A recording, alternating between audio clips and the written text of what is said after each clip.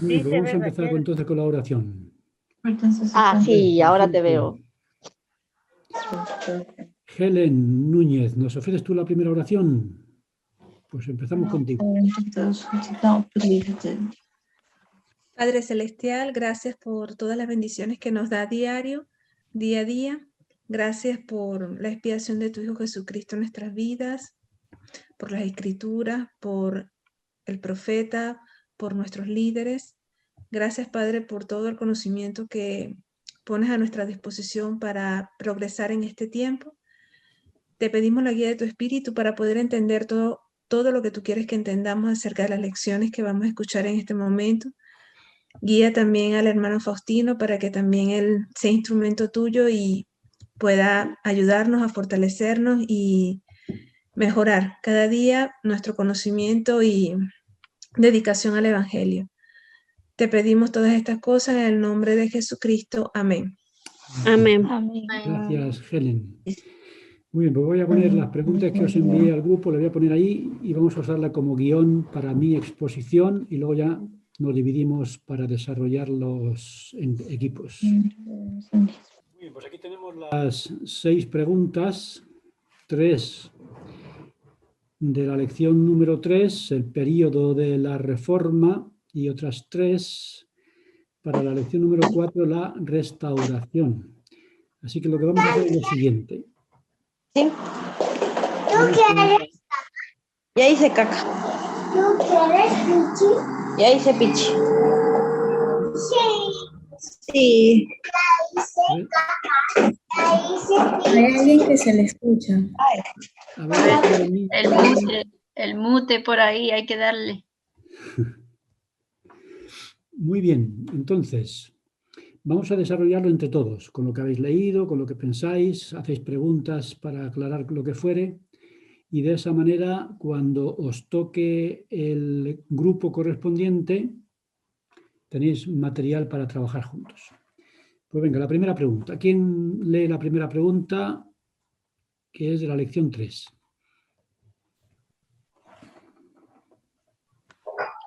Yo. Adelante.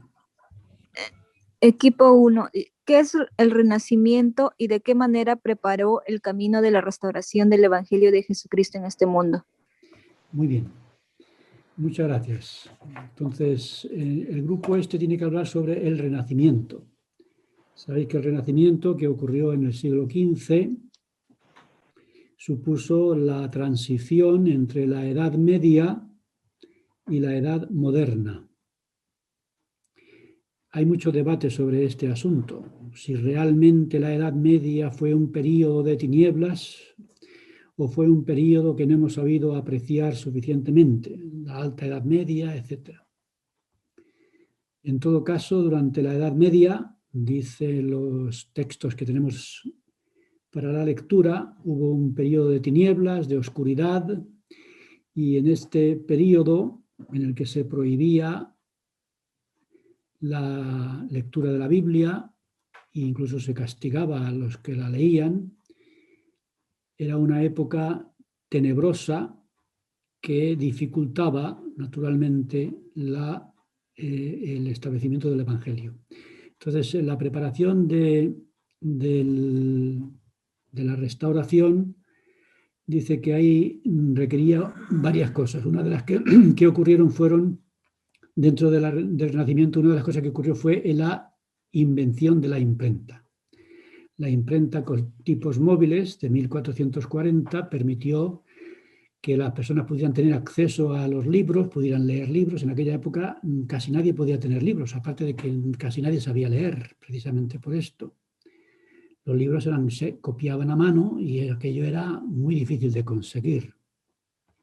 Una vez que se inventa la imprenta, 1440, empiezan ya a producirse libros, las personas tienen acceso a la literatura y especialmente la Biblia, que fue uno de los primeros libros que se imprimió. Y ya las personas empezaron a leer la Biblia y eso preparó el camino de la restauración. Y de eso es de lo que tiene que hablar el grupo este, el equipo número 1. Que en el Renacimiento hay dos cosas. Una, la imprenta. ¿Cuál era la segunda? El viaje a América, el descubrimiento de América por Colón. Bien, Raquel, Cristóbal Colón. Incluso hay una escritura que dicen que Nefi vio, ¿no?, este viaje. ¿Dónde está esa escritura? ¿La tenéis por ahí para leerla?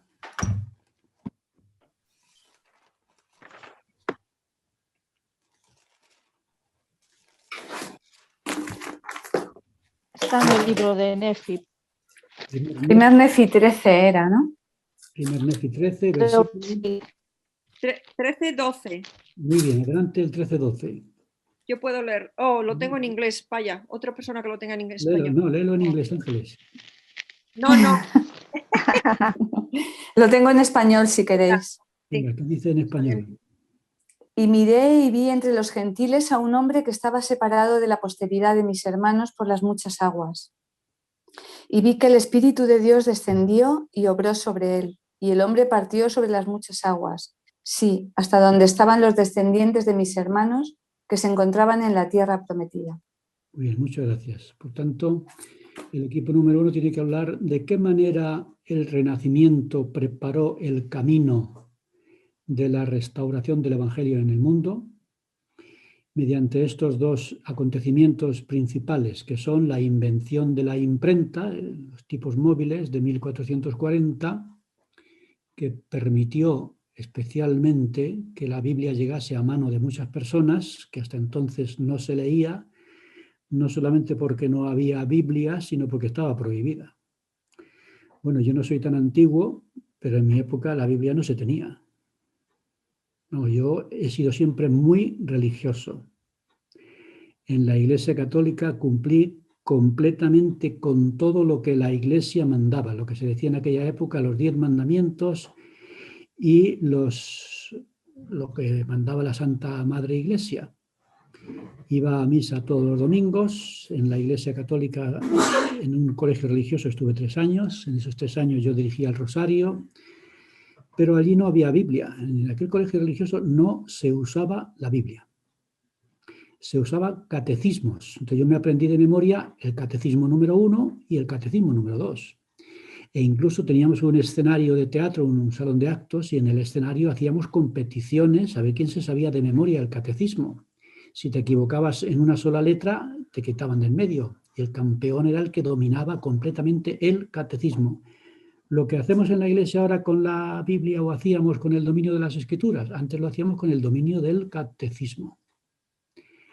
Por tanto, la Biblia no se ha podido usar nunca. Y en esta época, por 2 razones. Porque no había, y segundo, porque no estaba traducida, y tercero, porque estaba terminantemente prohibido y corrías el peligro de que te quemaran vivo si te descuidabas. Así que tenéis que hablar en este equipo número 1 de este primer paso en la preparación para la restauración, que fue la invención de la imprenta. Y una vez que la Biblia empezó a estar a disposición de muchas personas, los que fueron al Nuevo Mundo para colonizarlo, lo colonizaron con la Biblia en la mano. Y de eso continúa hablando la revelación. Primer punto. ¿Algún comentario para ayudar al equipo número 1 de lo que habéis leído y lo que os parece que sería interesante que tuvieran en cuenta?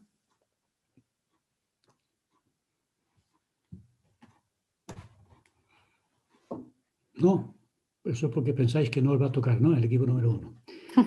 Bueno, hay un discurso, el del Arnold Kagar, que habla un poco de qué tipo de persona era Cristóbal Colón y de que él leía la Biblia.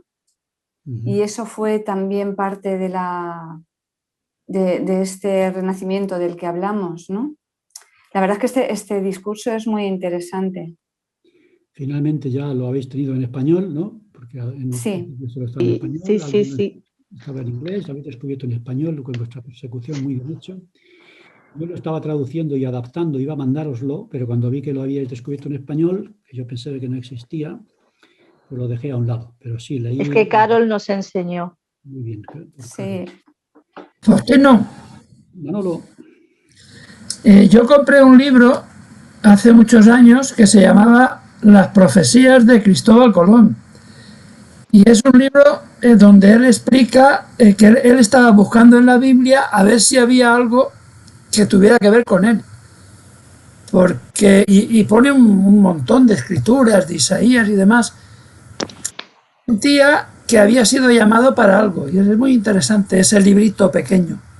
Yo creo que lo tengo también. Él decía, no fue el oro de Isabel la Católica la que me llevó a América, sino el Espíritu Santo. En palabras del propio Cristóbal Colón. Por tanto, él reconocía, como bien dices, Manolo, él reconocía que fue el Espíritu el que le llevó. Y ese libro, que lo tengo yo por ahí perdido en algún lugar, voy a localizarlo porque es verdad que ahí hay cosas muy interesantes sobre lo que Colón escribió, sobre la razón por la cual se decidió a viajar al Nuevo Mundo. Se sintió inspirado y llevado por el Espíritu. Gracias, Manolo. Pues eso es uno de los puntos para el equipo número 1. Si te toca a ti el número 1, Manolo, ahí les ayudas, y si no, todos tenéis ahí las lecturas que hemos comentado del artículo. ¿Alguna cosa más o pasamos al equipo número 2? Mira, ¿quién lee? Yo quiero saber si los reyes no sabían leer, porque pone que Carlomagno en el discurso de Parando la Restauración, ni siquiera Carlomagno sabía leer. Sí, era Y yo me quedé asombradísima. Es posible, ¿no? ¿Cómo se puede ser Carlomagno siendo analfabeto, no? En aquella época muy pocas personas sabían leer. La razón, pues no lo sé. Quizás sería porque no había, digamos, algo que motivara la lectura, pero es verdad que el analfabetismo era una cosa común. Por eso cuando alguien dice las mujeres no sabían leer, ni los hombres tampoco. Era un problema general. Entonces no era algo preocupante. Si no, hubiera... me refiero no porque no lo sepan los hombres y las mujeres, sino si nadie sabía leer y escribir, no pasaba nada, porque todo el mundo se continuó con su vida. Me imagino que si no había libros por ninguna parte, ni te enterabas que no sabías leer ni escribir, digo yo, ¿no? Una vez que ya la imprenta se difunde, vemos que ya eso va cambiando, ya las personas quieren leer, ¿no? Quieren leer. Y entonces me imagino que eso va ayudando a superar ese analfabetismo. Pero sí, es un hecho interesante a tener en cuenta. Muy bien, ¿quién lee el equipo número 2? Debo decir que teniendo el clero todo el poder, teniendo las escrituras ellos y ellos siendo los que pueden leer y no el pueblo, también tenían un poco también la llave a la revelación, que ellos mismos dirían lo que el pueblo tiene que creer. Entonces eso también abre un poco la puerta para la restauración, para que cada uno pueda tener las escrituras en sus manos y pueda leer por sí mismo y saber por sí mismo. Muy bien, y además las escrituras traducidas, porque no solamente no podían leerlas, es que como estaba prohibida la traducción, tenían el monopolio de la Biblia. Es decir, si tú no sabías hebreo, no podías leer el Antiguo Testamento. Si no sabías griego, no podías leer el Nuevo Testamento. Y si se te ocurría traducirlo al idioma nacional, estabas perdido. Hay una película que yo creo que es de John Wycliffe, con una escena horrorosa que no voy a contar, donde los padres enseñaban a sus hijos en el idioma en inglés y aquello le costó la vida al padre y casi a la madre. Por eso lo que estáis comentando muy bien, es decir, no había libros, nadie podía leerlos porque no sabían leer, además no existían en la lengua local, nacional, y además estaba prohibido traducirla. Y todo esto se resolvió con la imprenta y con los esfuerzos que vamos a ver ahora de la Reforma en la traducción de la Biblia a los idiomas nacionales. ¿Hay que leer la segunda pregunta yo? Segunda pregunta. ¿Qué es la Reforma Protestante y cómo preparó el camino de la restauración? Muy bien, pues ese es el segundo punto. El primer punto vemos que es material muy interesante para el equipo número 1 y para el equipo número 2, pues ya podéis leer ahí en el discurso este que estabais comentando a John Wycliffe de 1330 a 1384, al que llamaban, ¿cómo lo llamaban a él? La estrella,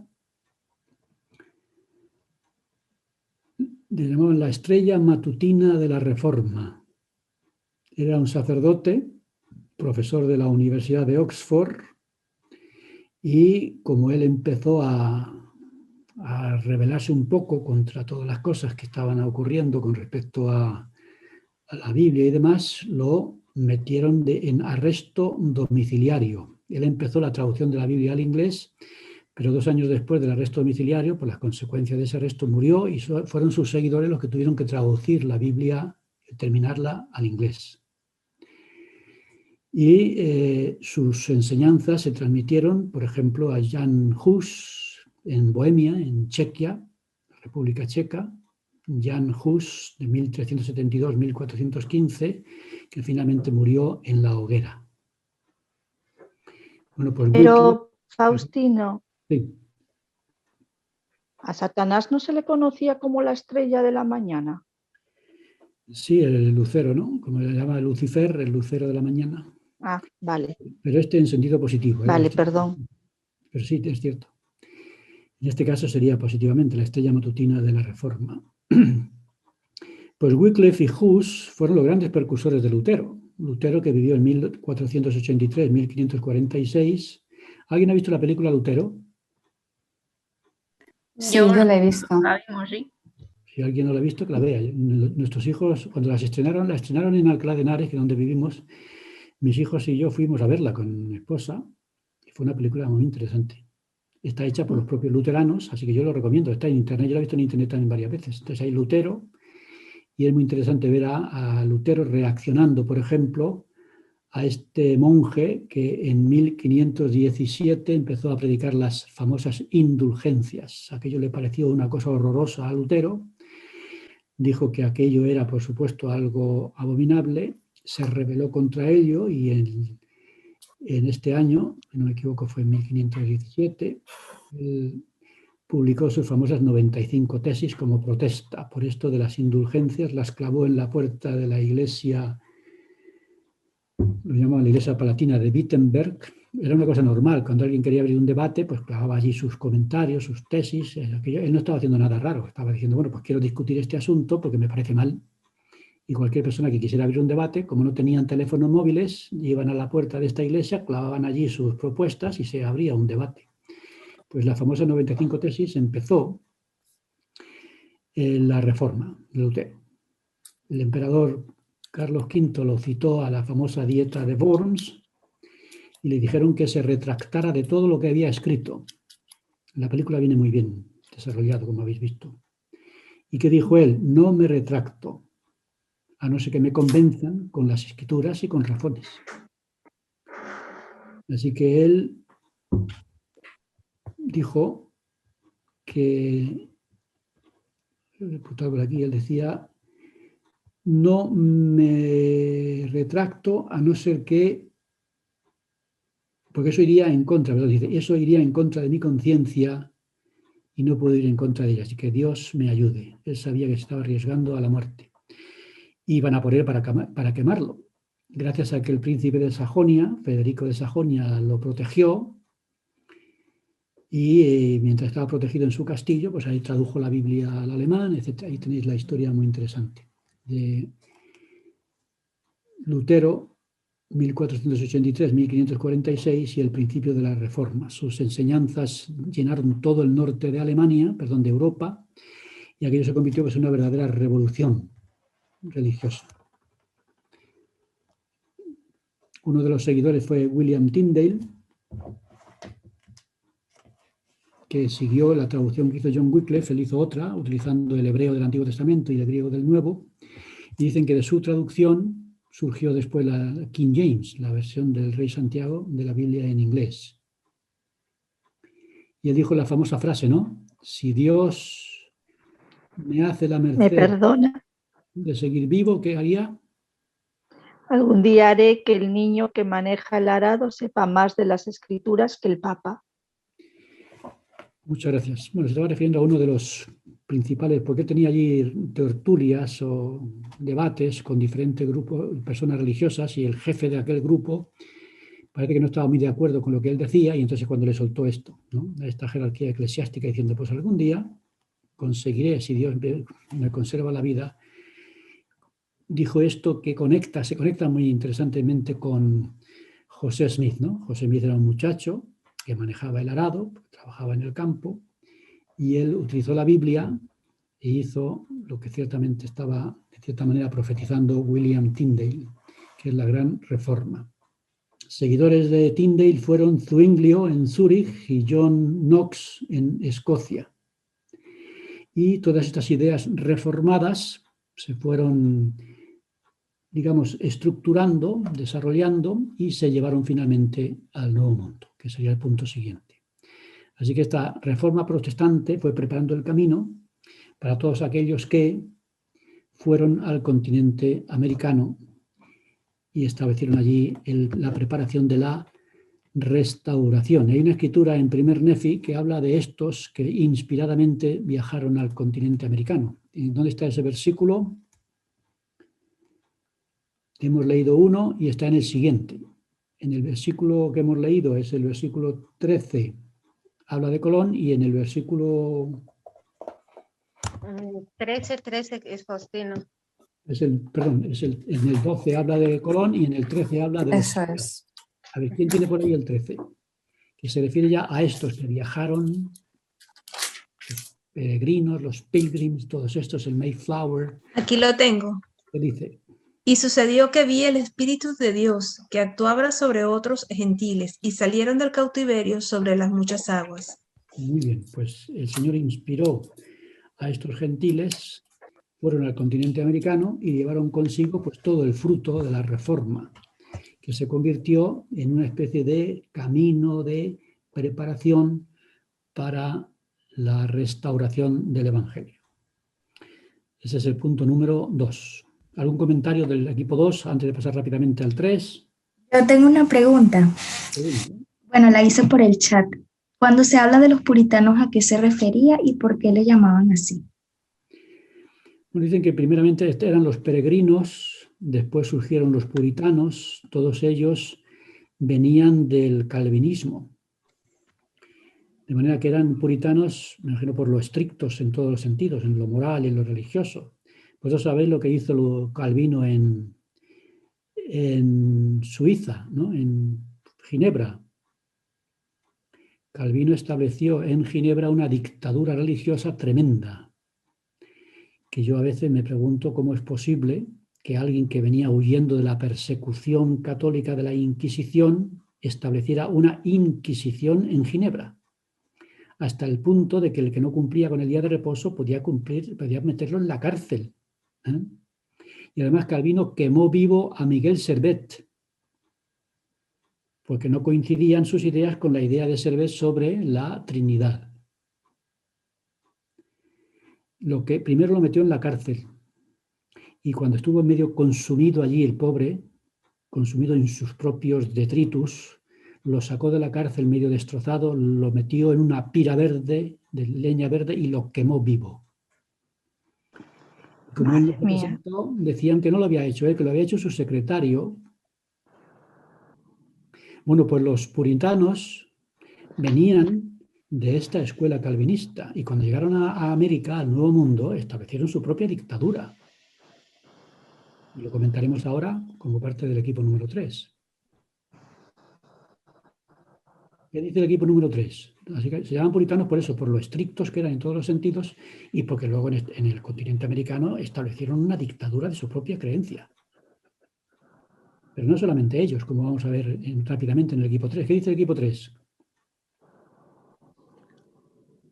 ¿Qué obstáculos se tuvieron que superar en el Nuevo Mundo para que la libertad de religión se lograra y se preparara el camino de la restauración? Muchas gracias. Yo tengo un libro que se llama exactamente, en inglés, Las religiones americanas y el nacimiento del mormonismo. Y este hombre hace un estudio exhaustivo de todos los grupos religiosos que fueron al continente americano, al Nuevo Mundo, a Estados Unidos, Norteamérica.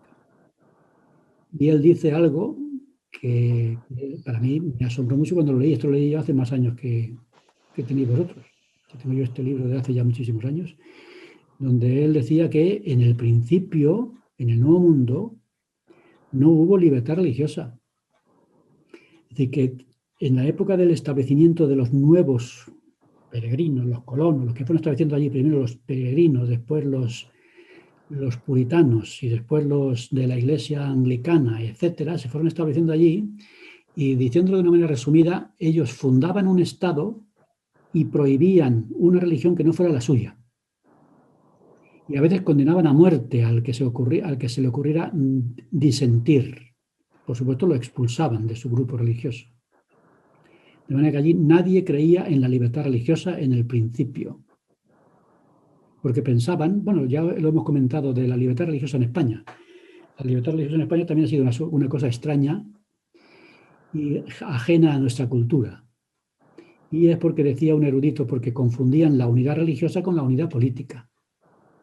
Y en tiempos de Franco pensaban que la única manera de que hubiera una iglesia, un país unido políticamente era que hubiera solamente una religión. Porque si hay 2 religiones ya tenemos 2 países. Y si tenemos 10 religiones ya tenemos 10 trozos de país. Entonces la única manera de que un país esté unido es que haya una sola religión. Y esta es la idea que traían los peregrinos, los gitanos y todos estos que fueron de Europa al Nuevo Mundo. Y fueron allí con la Biblia en la mano y con muchos de los prejuicios de europeos.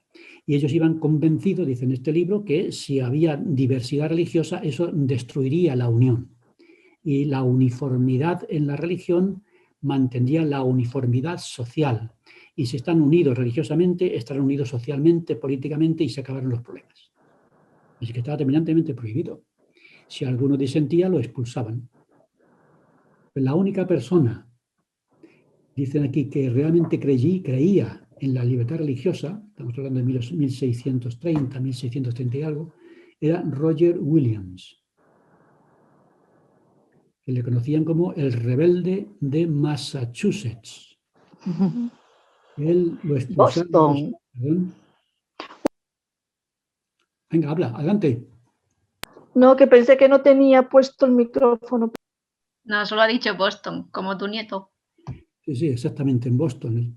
Hemos tenido el privilegio, gracias a mi hija, de conocer toda aquella zona de Boston, Massachusetts. Y si hay una palabra difícil de escribir es Massachusetts. Bueno, pues él lo expulsaron en 1636 de su comunidad y él fundó la comunidad de Providence, Rhode Island. Entonces, la historia de Roger Williams es muy interesante, las cosas que él decía. Y está aquí, forma parte de esto que hablamos, de los obstáculos que hubo en el Nuevo Mundo para la preparación de la restauración. Roger Williams finalmente decidió unirse a los bautistas, pero duró allí 2 meses. Junio de 1639. Enseguida lo expulsaron, porque él creía en la libertad de religión. Y sus ideas eran las siguientes. La apostasía ha destruido la iglesia primitiva, dijo él. Segundo, no hay autoridad en ningún grupo religioso, en ninguno, para efectuar las ordenanzas. Se ha perdido la sucesión apostólica. Ni católicos ni protestantes tienen autoridad para administrar los sacramentos. Y dijo, tiene que ser Dios el que restaure estas cosas y no el hombre. Y estas cosas que él enseñó le parecían a la gente demasiado extremadas y no le hicieron ni caso, y la historia hizo que se olvidase el nombre de Roger Williams y sus enseñanzas. Y un siglo después se descubrieron y se reconoce hoy en día que es el único que entendía o creía en la libertad religiosa, y se le conoce como el profeta de la libertad religiosa, Roger Williams. Y tardaron muchos años que en el Nuevo Mundo se entendiera la libertad religiosa. Estamos hablando de el Nuevo Mundo preparando la restauración, pero al principio, cuando iban llegando los pioneros estos, los colonos, no estaba preparada América para ser el preludio de la restauración, porque allí no había libertad. Y yo me pregunto si en el siglo XIX con José Smith todavía la había, ¿no? Pues ya sabemos cómo reaccionó el metodista cuando él le contó la primera visión, cómo le persiguieron hasta que lo mataron. Y no lo mataron los comunistas, ¿eh? A José Smith no lo mataron los comunistas, ni los políticos. Sabemos quién lo mató, ¿eh? La intransigencia religiosa. Y estamos hablando ya de una época donde se supone que ya América, el Nuevo Mundo, los Estados Unidos, estaba preparado para la restauración. Pero la restauración costó mucho esfuerzo, mucho sacrificio, muchos muertos, hasta que finalmente fueron entendiendo que tiene que haber libertad religiosa. Y que si no hay libertad religiosa no puede haber convivencia adecuada, y que no es un peligro la libertad religiosa. Pero entendían que la libertad religiosa era un peligro para el país. Bueno, pues es una de las cosas a que se refiere el equipo número 3, y de eso hablaría. Rápidamente, el equipo número 4, que me estoy comiendo vuestro tiempo. Si nadie dice nada, puedo leerla yo. Dice, ¿cómo ayudar? ¿Cómo ayuda la restauración a entender mejor quién es Dios, teología, quién es el hombre, antropología y qué relación hay entre los dos? ¿Y por qué es tan importante este conocimiento? Gracias, Sara. Vamos a hablar de este asunto, ¿no? ¿Cuál es la idea, cuál es el concepto más importante de la religión? Dios, ¿no? Pues si en una religión tenemos ideas ¿La Trinidad? la Trinidad, Dios Padre, Jesucristo su Hijo y el Espíritu Yo no Santo. te oigo bien, Faustino. ¿Me oís? Es que el mute, Manuel. Me acerco un poquito aquí. A ver, Ahí, ¿tenéis gracias. a lo mejor, si no me oís, decímoslo para que yo pueda hacerme entender. Entonces, el concepto más importante. Ahora mejor. Perfecto. Entonces, el concepto más importante de la religión es quién es Dios o cómo es Dios. ¿Y quién es el hombre? ¿Y qué relación hay entre Dios y el hombre?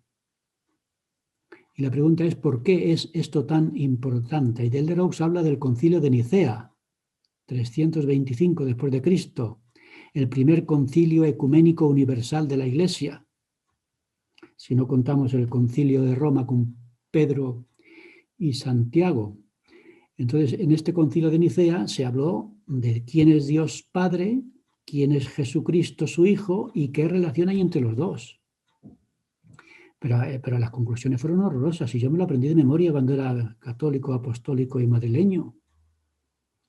Decían de Jesucristo, porque decían, Arrio, recordáis que Arrio era el punto herético del concilio. Arrio decía, el Padre es eterno, el Hijo no. ¿Por qué? Pues porque el Padre podrá ser eterno, pero el Hijo no puede ser eterno. El Hijo tendrá un nacimiento, ¿no?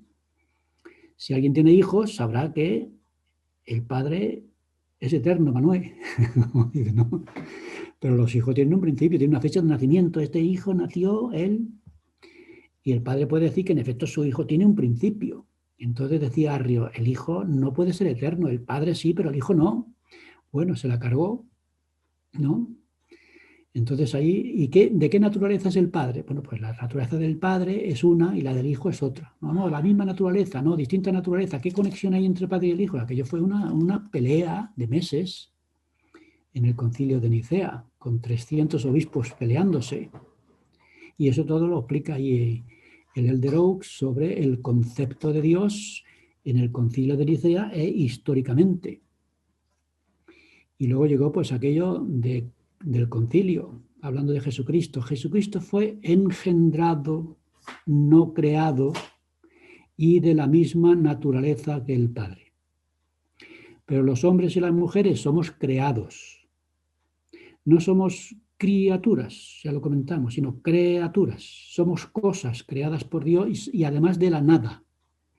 Si tuviéramos tiempo hablaríamos de esto, que para mí es la cosa más horrorosa que jamás se ha enseñado en el mundo. Que los hombres y mujeres venimos de la nada y que no somos hijos de Dios, sino que somos criaturas de Dios, cosas que Él creó de la nada. Por tanto, el Padre es eterno y el Hijo es eterno. Y entonces le decían a Arrio, decía, ¿pero cómo va a ser eterno el Hijo? El Padre es primero y luego vendrá el Hijo. No.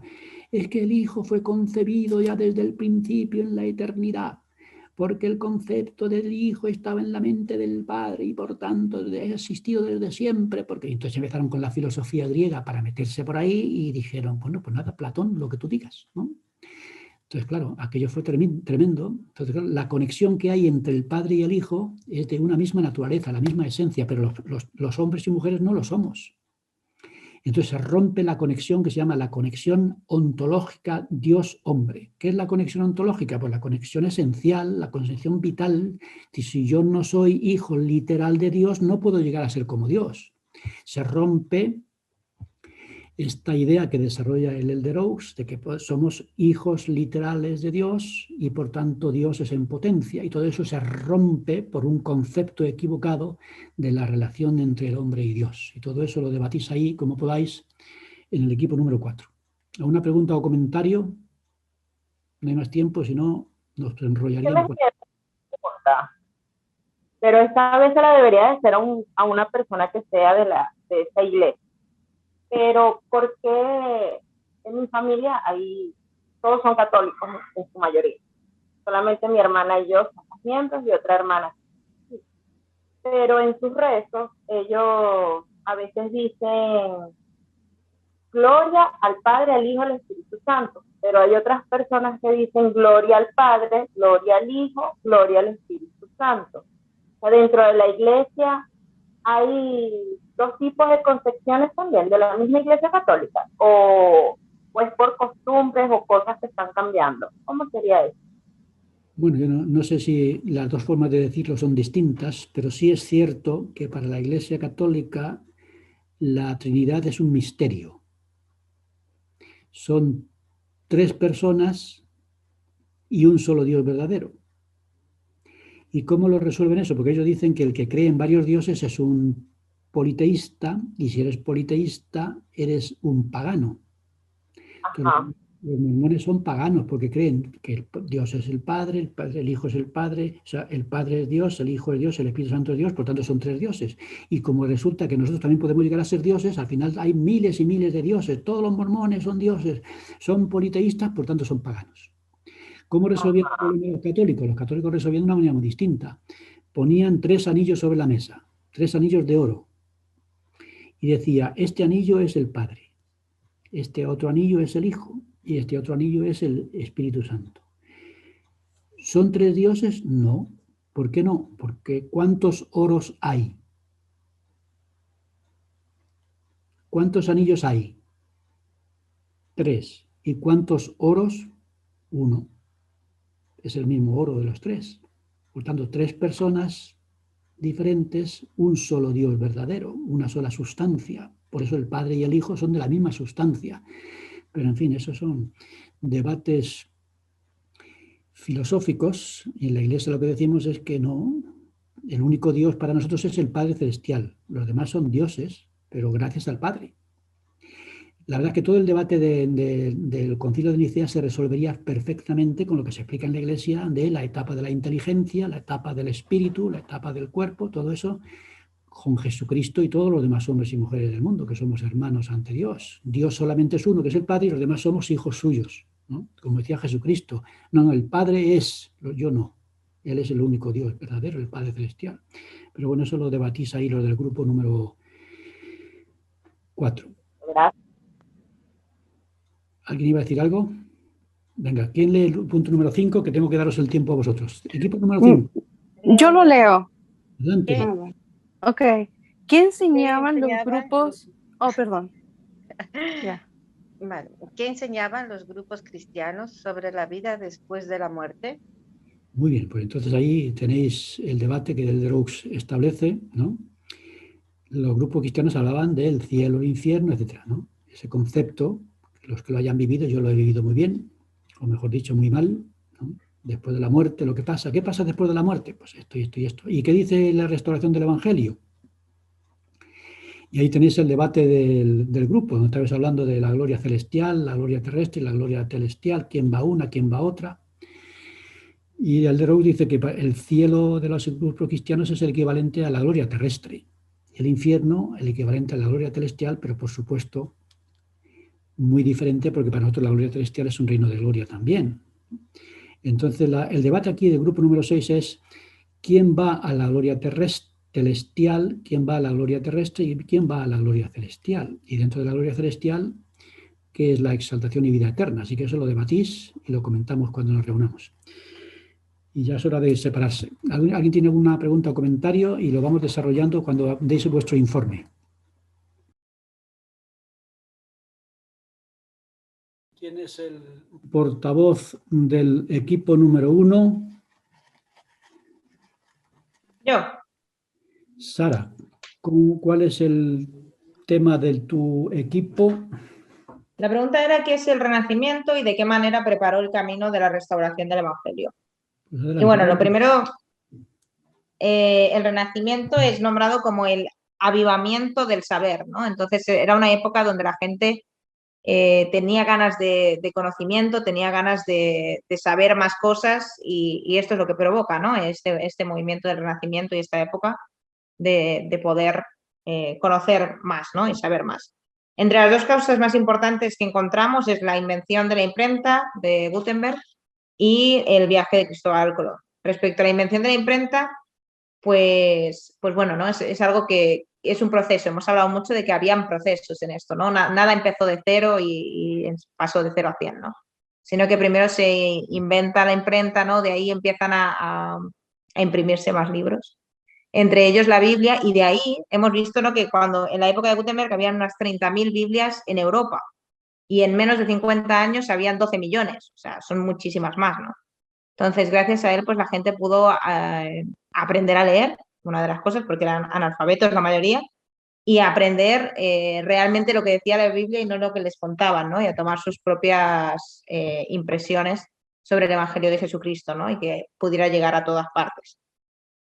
Y otra de las cosas era el viaje de Cristóbal Colón, que bueno, que aunque iba en busca de otro lugar, ¿no? No esperaba encontrarse contra las Américas, realmente él sabe, ¿no?, que fue dirigido por Dios, ¿no? Y quizás el ímpetu y esa motivación de navegar, ¿no?, y de buscar un nuevo camino fue llevada por el Espíritu Santo, ¿no?, para que él pudiera descubrir las Américas y que allí se empezara también todo el proceso para que un día estuviera ese lugar preparado para finalmente la restauración. Una de las cosas que también nos ha llamado la atención es que al mismo tiempo en que parecía que se alejaban de Dios, ¿no?, porque empieza ahí el antropocentrismo, ¿no?, y todo esto, ¿no?, y empieza a darse importancia al hombre y empieza la gente a ser como más racional. Por alguna razón eso ayudó a que justamente la gente sintiera más interés genuino por Dios y por lo que les habían enseñado, ¿no? Y eso también llevó a que mientras más racionales llegamos a ser, también podemos conocer más a Dios, ¿no? Y nos hemos dado cuenta de cómo la ciencia y el conocimiento va de la mano con la fe y el saber espiritual. Entonces el crecimiento del saber era en general, ¿no?, tanto secular como religioso. Y eso es lo que hemos hablado más o menos. Muchas gracias, Sara. Hay un campo interesante de investigación.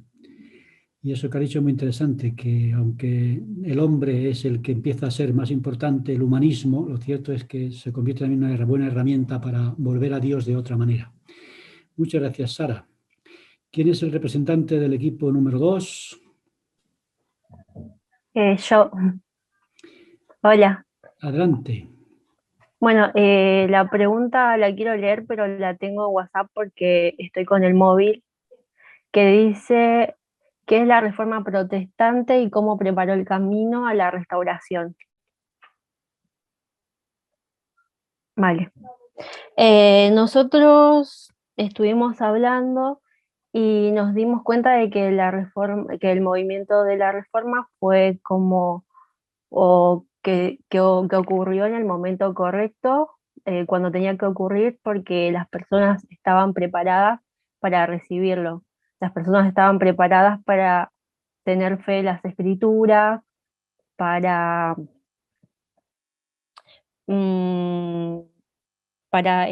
tener una relación más real con Dios. Bueno, también hablamos sobre que Lutero dijo que los justos viven por fe sin necesidad de tener que pagar un precio para estar en una iglesia. Y hablamos también como la reforma como que estuvo en el momento correcto, porque en Estados Unidos, justo en la Constitución, decía esto de tener una elección, de tener una elección religiosa, de estar en cualquier religión, a eso me refiero. Y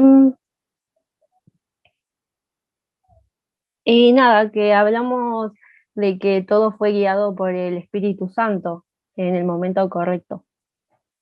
Y nada más. Muy bien. Tú te llamas Peña, pero ¿cuál es el nombre? Marianela. Marianela. Es que es muy largo y tal vez se ve cortado. No cabe. Sí. Muy bien, Marianela. Muchas gracias por tu resumen y seguimos desarrollando este tema tan apasionante. Vale. Equipo número 3, ¿quién es el representante?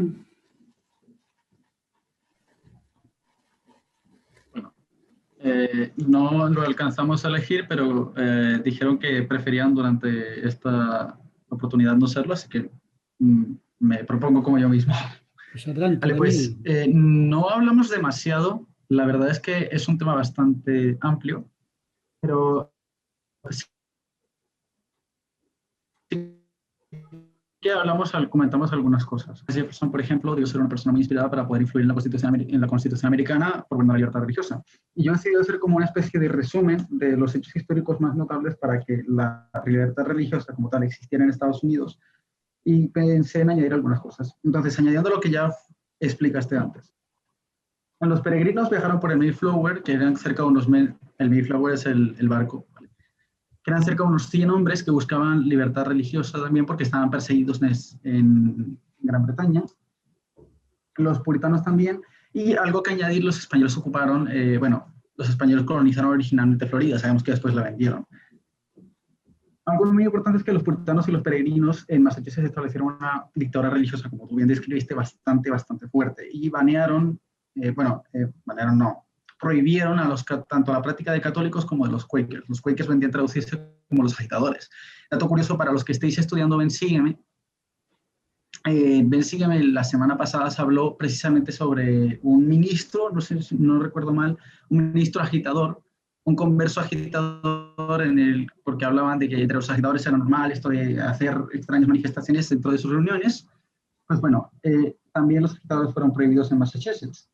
No sería hasta que en 1779 Roger Williams, un disidente puritano, fundaría Rhode Island, inspirado por la isla de Rhodes, que sería el primer sitio de las colonias en el que habría libertad religiosa. Podemos especificarlo un poco más en que él lo que pretendía, además de tratar con igualdad a los indios americanos, era lograr un sitio en el que hubiera libertad religiosa y que básicamente estuviera prohibido hacer cualquier cuestionamiento o cualquier test de religión para acceder a un puesto público. Es decir, los ciudadanos tendrían libertad de voto para la decisión de asuntos civiles, pero esta libertad de voto no podría entrometerse, o la ley no podría entrometerse en asuntos religiosos, y por tanto no podría haber prohibiciones de ningún tipo o avances de ningún tipo para una religión. En 1775, el gobernador de Virginia, James Madison, trató de... me salté algo. Y es que Thomas Jefferson, de hecho, tuvo un proyecto de ley que hablaba sobre la libertad religiosa en Virginia, pero este no pasó. Recordemos que Thomas Jefferson fue el redactor de la Constitución americana.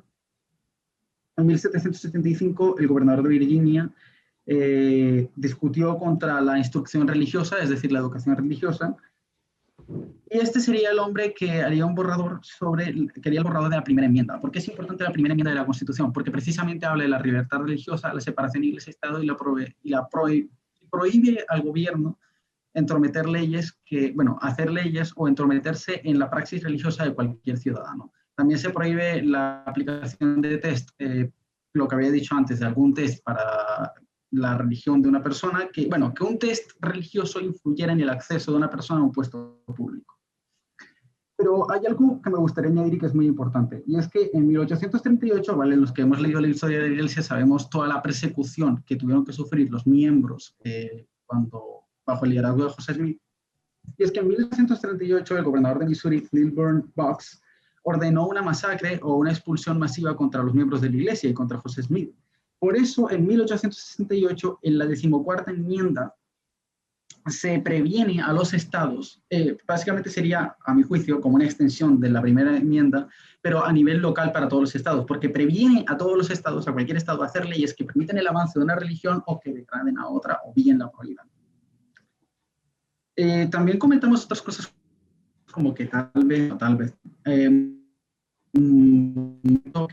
durante la sobre cómo el Señor juicio definitivamente influye en algunas victorias de los estadounidenses contra el dominio británico. Hablamos de la Guerra de Revolución. A mí se me ocurrió mencionar el ejemplo de la batalla de Long Island. Escribe, el clima ha perjudicado una densa niebla y la forma en que se alternaba la lluvia y el sol permitieron la evacuación de todos sus hombres. Entonces, ¿qué puntos resaltamos de aquí? Definitivamente por todo el carácter radical de las personas que en este tiempo, o de las dictaduras religiosas que en este tiempo existían, estas personas definitivamente son dignas de ser llamadas muy valientes, que hubo muchísimos pasos para poder lograr la libertad religiosa y que es digno de admirar todos los pasos que estas personas seguidas con sólidos, basadas en sólidos principios permitieron. Es decir, no solamente la libertad religiosa en general, sino por ejemplo Roger Williams con el trato igualitario hacia los indios americanos. Y un último dato curioso. Roger Williams se le considera el padre de los bautistas. Bueno, sí, el padre fundador de los bautistas. Bueno, no padre fundador, pero sí que se le consideró como la figura original. Perdón si me extendí un poco. Este tema es más de datos históricos. Muchas gracias, Daniel. Buena exposición. Es un tema realmente muy amplio y difícil de reunir en pocos minutos. Pero hay un campo interesante para el estudio personal, ¿no? Cómo se fue desarrollando la libertad religiosa en el Nuevo Mundo, porque no fue al principio, tomó tiempo que el Nuevo Mundo, o Estados Unidos, se convirtiera en un lugar adecuado para la restauración. Gracias, Daniel, y al equipo. Equipo número 4. Presente. Adelante, Toca. hermana Noemí. Gracias, Daniel. La verdad es que la historia es apasionante. Yo me arrepiento de no haber aprendido más antes y espero ahora seguir aprendiendo más. Estuve en Massachusetts viviendo 3 años y fuimos justo donde llegaron los peregrinos y tenían ahí un barco para recordar la llegada y demás. Es muy interesante. A nuestra pregunta, ¿cómo ayudó la restauración a entender mejor quién es Dios, teología, quién es el hombre, antropología, y qué relación hay entre los dos y por qué es tan importante este conocimiento?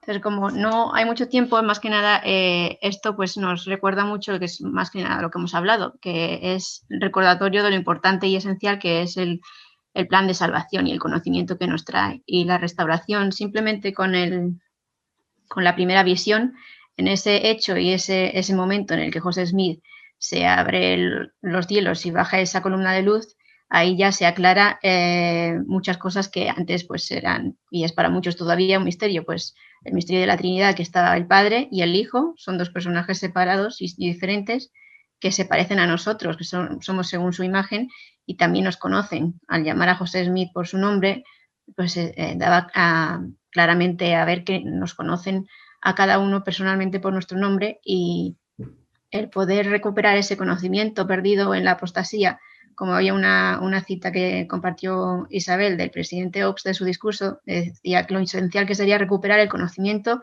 de cosas importantes que se han tergiversado, dejado de lado o que se han olvidado. Y eso pues pasó con la apostasía, y al tener la restauración trajo de nuevo pues estas cosas tan importantes, siendo fundamental y básico el recordar esa relación que hay entre Dios y nosotros, y sabiendo más de Él, de que son 3 personajes, incluyendo al Espíritu Santo, que somos sus hijos, que es esencial, pues uno es capaz de poder anclar esas 2 cosas juntas, y es más fácil poder sentir esa conexión con alguien a quien puedes conocer, que no es un misterio, sino que es pues una persona a la que algún día podremos tocar y abrazar. Y eso es más o menos. Muy bien, muchas gracias, Noemí, a ti y a tu equipo. Equipo número 5.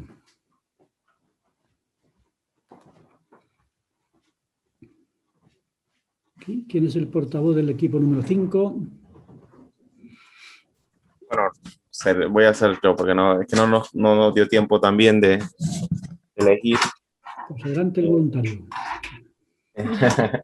La pregunta es, ¿qué enseñaban los grupos cristianos sobre la vida después de la muerte? Pues estuvimos comentando un sinfín de cosas, ¿no? Entre ellas, de que si no eras bueno te ibas para el infierno, y así de sencillo. Tenías que hacer lo correcto, y si no ibas al infierno y te quemabas. Entonces también comentamos de que en ese tiempo no había mucha información, o sea, como la tenemos hoy en día. Mencionaban también, hicieron mención del purgatorio, de muchas cosas, del infierno, de que yo hasta me enteré por una imagen que el purgatorio hasta tiene niveles y cosas así. Entonces muchas personas vivían con ese temor.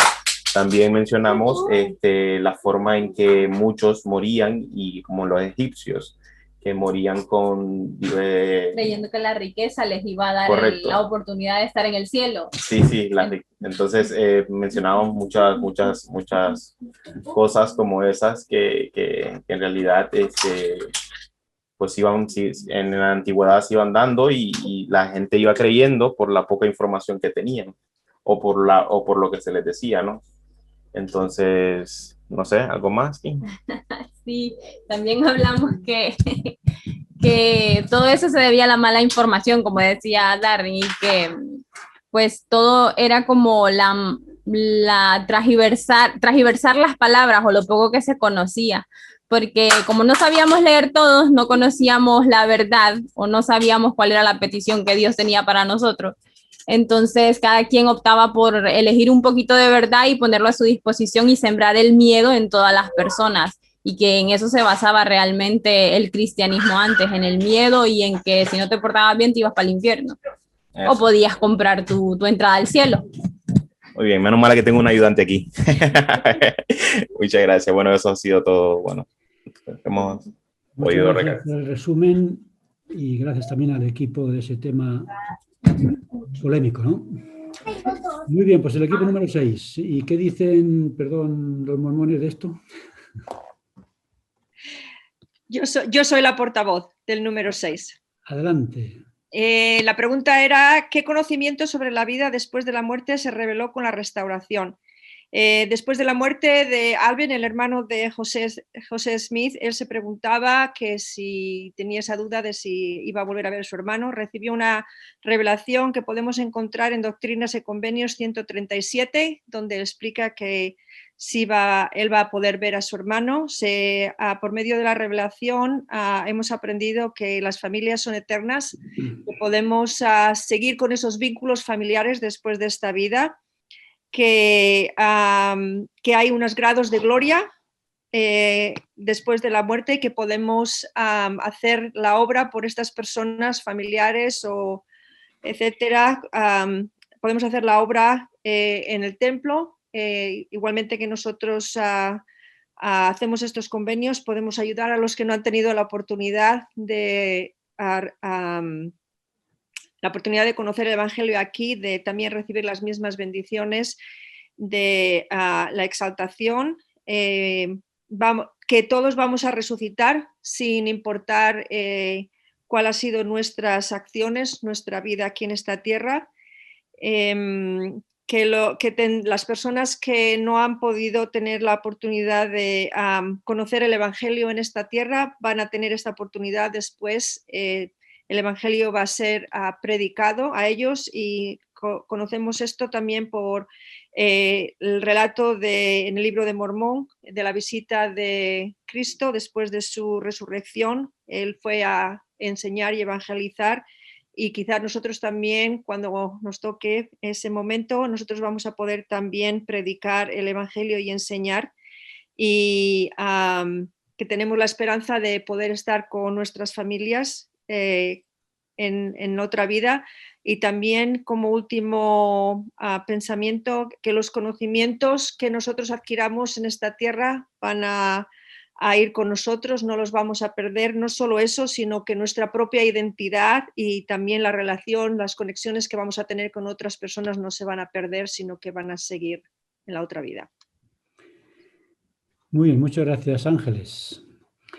Pues el tiempo se nos ha escapado y el tema este sería para desarrollarlo en una hora más, ¿no? Pero aquí lo más importante es que nos abre puertas para el estudio personal y saber comprender mejor todo esto que es el preludio de la restauración y luego ya lo que se va restaurando. ¿Hay alguna duda por ahí que queráis aclarar en el minuto que falta? Yo. Que me quedé con la palabra en la boca en el grupo. Bueno, es interesante. Todas las historias tienen dos puntos, ¿verdad? De vista. Es interesante poder conocer la de Colón desde este lado del charco, por decirlo de alguna manera, porque para nosotros allá, obvio, Colón no era un hombre inspirado, ni guiado, ni nada de eso, por muchas de las cosas que pasaron. Incluso allá a la fecha en la que Colón descubrió América, que lo llamamos entre comillas, a esa fecha le cambiamos el nombre y se le colocó el Día de la Resistencia Indígena. Entonces, bueno, en esta clase es interesante de verdad poder ver ese punto o esa faceta de Colón que en Latinoamérica incluso todos los años que tengo en la iglesia no lo tocamos ni lo vemos. O sea, se sabe que el libro de Mormón dice que Colón fue inspirado por Dios para ir a América, pero hasta ahí. O sea, no conocía otras cosas que he estado conociendo en estas clases. Bueno, ese es un tema para pelearnos los unos y los otros, ¿no? No, que estoy viendo la otra parte, es lo que digo. Sí, pues digo que Porque de hay- verdad, no, con todo lo que tengo en la iglesia, no lo había visto. Sí, es lo que tú dices, que hay dos aspectos de una misma realidad que siempre chocan entre sí y se tienen que complementar. Muy bien, y creo que Daniel tenía alguna otra cosa que decir también. Yo quería Has dicho que- preguntar, ¿hay algún libro en especial que usted recomiende? ¿Algún libro que recomiende para expandir estos temas? Por ejemplo, el de... me causó mucha curiosidad el que habla sobre la filosofía o sobre cómo la filosofía en los diferentes concilios va cambiando. Pero alguno en concreto, porque si me pongo a leer muchísimo sobre esto serían como 1000 libros y tampoco tengo tanto tiempo. ¿Te refieres a los concilios? No necesariamente los concilios, pero sí a cómo va variando, cómo se va modificando toda esta visión filosófica que tiene el hombre sobre las religiones hasta que se llega a la restauración. Bueno, lo que yo he leído más ha sido Hugh Nibley. Hugh Nibley habla de la iglesia primitiva y habla un poquito del desarrollo de la apostasía. Y Hugh Nibley, que tengo, pues no sé, 10 o 12 volúmenes de él, pero algunos de ellos se dedican especialmente a la iglesia primitiva, decía él, y cómo poco a poco los padres de la iglesia, el desarrollo de... Si uno quisiera estudiar, por ejemplo, yo recomendaría que estudiase los padres apostólicos y luego los padres de la iglesia, griegos y romanos, orientales y occidentales. Y ahí se va presentando el desarrollo del pensamiento cristiano con Jesucristo, con los apóstoles. Cuando mueren los apóstoles quedan en su lugar, quedan los discípulos de los apóstoles, quedan los padres apostólicos, con Clemente de Roma y otros, y luego ya vienen los discípulos de los padres apostólicos, que son los padres de la iglesia, griegos y romanos, y ese desarrollo muestra un poquito la pérdida de la verdad, que luego se conecta con la restauración. Vamos, algún libro en particular, si alguien conoce algún libro interesante, en el grupo lo podéis enviar para la lectura de unos y otros. Muy bien, Perdona, el autor que nombraste antes, que dijiste que tenía como 12 volúmenes, ¿cómo se escribe? Perdona mi ignorancia. Hugh Nibley, ¿alguien sabe? Ahí está escrito en la pantalla. Yes, es uno de los eruditos principales de la iglesia. Muy bien, pues el tiempo se nos Pero acabó. escribe en inglés. Él escribe en inglés, sí. Sí, no hay problema. Muy bien, pues muchas gracias a todos por el trabajo y nos veremos entonces. Maestro, una pregunta. Sí, adelante. ¿Cuál grupo es? ¿Cómo puedo pertenecer a ese grupo? ¿Tú no estás en el grupo de trabajo? No, porque esta es mi primera clase. La Pues, semana pasada no pude conectarme. Pues mándame un mensaje y yo te doy el enlace para que te conectes con el grupo. Gracias. Muy buena la clase. Muy buenos los estudiantes. Muy buena gente. Pilar, nos haces la última oración y nos vemos la próxima día. Yo, la Pilar. Vale. Nuestro querido Padre Celestial, te damos muchas gracias, Padre, por el amor que nos tienes y el cuidado que nos das. Te damos gracias sobre todo por tu Hijo Jesucristo y por la labor que Él hizo y que sigue haciendo. Te damos gracias que en todos los acontecimientos de la historia, de nuestra historia en la tierra, Él siempre está pendiente y cuidando todos los detalles y como respetando nuestro libre albedrío, por medio del Espíritu Santo, inspira a buenos hijos que tienes para que la luz de la verdad pueda llegar a nosotros y podamos disfrutarla y vivirla. Te damos gracias por todas aquellas personas que antes de nosotros han sufrido e incluso a veces con la muerte para que nosotros podamos tener las bendiciones de la restauración. Ayúdanos, Padre, siempre a tener esto en nuestro corazón y que este conocimiento nos lleve en estos días a ayudar al Señor en su obra, a proclamar su evangelio y llevar a todo el mundo al conocimiento de la verdad. Te damos gracias por el privilegio de poder conocer la verdad y de poder vivir en ella. Te pedimos siempre que tu Espíritu Santo nos ayude para comprender todas las cosas, tanto de la historia como de las cosas espirituales, para que el Espíritu, que es un gran maestro, nos ayude y nos inspire e ilumine para ver las cosas con claridad y que así podamos entenderlas y de esa manera poder vivirlas. Bendice a Faustino en esta semana en su operación para que todo le vaya bien y ayúdanos a todos durante esta semana en nuestros estudios, en nuestra vida y en las cosas que tú sabes que necesitamos. Y esto te decimos, Padre, en nombre de tu Hijo Jesucristo. Amén. Amén. Amén. Muchas Amén. gracias, Pilar. Vamos Bueno, a orar por ti. ya sabéis que el martes lo tenéis libre para que os organicéis por vuestra cuenta y el vídeo lo veréis cuando consideréis oportuno. Bueno, pues nos veremos la semana siguiente. Ok. Muchas gracias. Chao, Gracias, Faustino.